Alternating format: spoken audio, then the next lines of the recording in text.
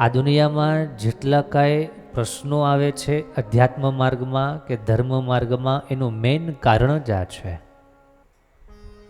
પોતે જે માની લીધેલું હોય એ જ સાચું, કે મને સમજાણું એ જ સાચું, એટલા માટે જ પાર વગરના પ્રશ્નો આવે છે. આપણે સમજવું એ આપણી માન્યતા પ્રમાણે, આપણી બુદ્ધિ પ્રમાણે આપણે સમજી શક્યા છીએ, પણ એ જેવું છે એવું હજી આપણે સમજી શક્યા નથી. વેદનો સરસ સાર છે, એનો અભિગમ છે, ય વેત્તિ સ ન વેત્તિ. જે એમ કહે છે કે મેં નારાયણ તત્વને, મેં ભગવત તત્વને બરાબર જેમ જેમ જાણી લીધું છે, મહર્ષિઓ કહે છે એણે ખરેખર એ તત્વને જાણ્યું જ નથી. અને આવી વાત જ્યારે સમજાય, સ્વીકારાય કે ના ખરેખર એ માર્ગમાં હું હજી અજ્ઞાની છું, હજી મારે સમજવાનું, જાણવાનું બાકી છે, હજી ઘણું બધું એને વિશેનું જ્ઞાન પ્રાપ્ત કરવાનું બાકી છે, એવું જ્યારે સમજાય ત્યારે વધારે ને વધારે પરમાત્મા પોતાના સ્વરૂપની સમજણ, ઓળખ મુમુક્ષુ જીવાત્માને કરાવે છે. આપણે ત્યાં અલગ અલગ બધા મત છે.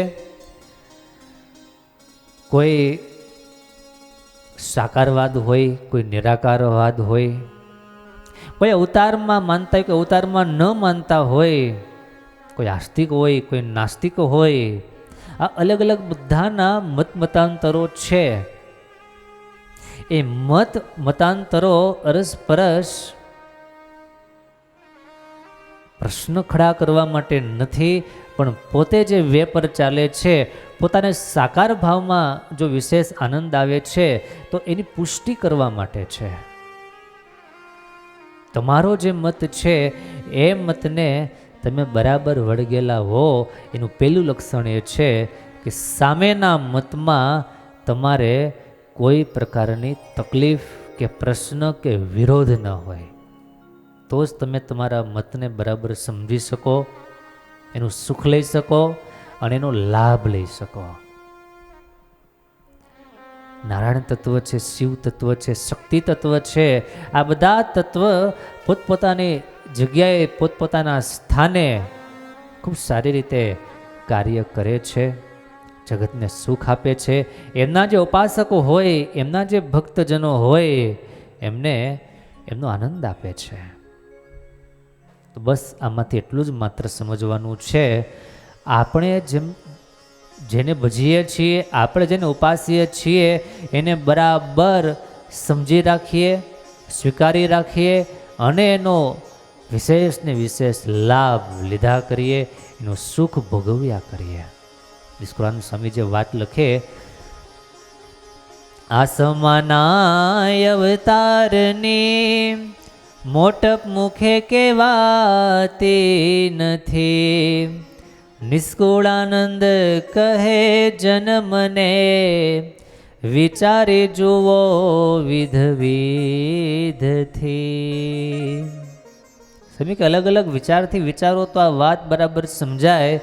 દુનિયા વિરોધના રવાડે ચડી જાય ત્યારે આરાધનાનો માર્ગ એનાથી ચૂકાઈ જાય છે, એનાથી ભગવાન લાખો જોજન દૂર વયો જાય છે.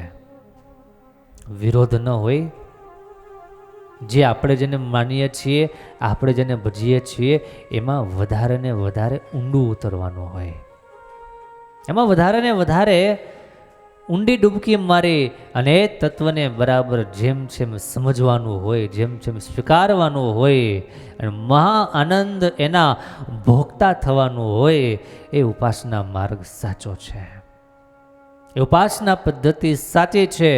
બાકી વાચાર્થ માત્ર ને માત્ર વાણીનો વિષય બની રહે એ ભક્તિ નથી. ભક્તિ, આરાધના, સાધના, ઉપાસના આ બધા અંતરમાં અનુભવવાની ચીજ છે. પણ આજે સાવ માણસો છીછરા બની ગયા હોય, એટલે દેખાવ કરવા માટે કે અમે કંઈક છીએ, અમારાથી થાય છે વગેરે વગેરે મુદ્દાઓને લઈ ન પોતે સુખી રહી શકે, ન અન્યને પણ સુખી રાખી શકે. માટે બહુ આનંદથી હરિભજન કરીએ. શાસ્ત્રો છે એ ઋષિ મહર્ષિઓ દ્વારા લખાયેલા છે.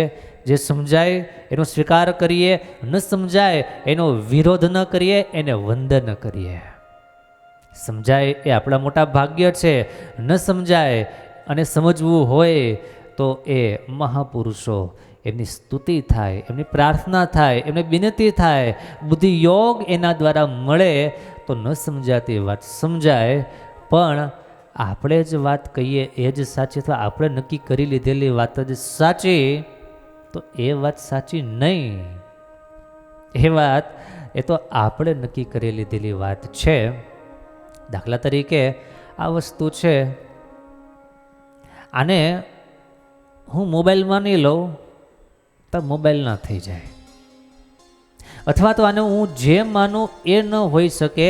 એ જે છે એ જ છે, તો એ જે છે એને સ્વીકારવું કે સમજવું કે એના વિશેનું નોલેજ ધરાવવું એ આપણી ફરજ છે. એ જે છે એને સમજવું એ આપણું કર્તવ્ય છે. તો એનો આપણે પૂરો લાભ લઈ શકીએ.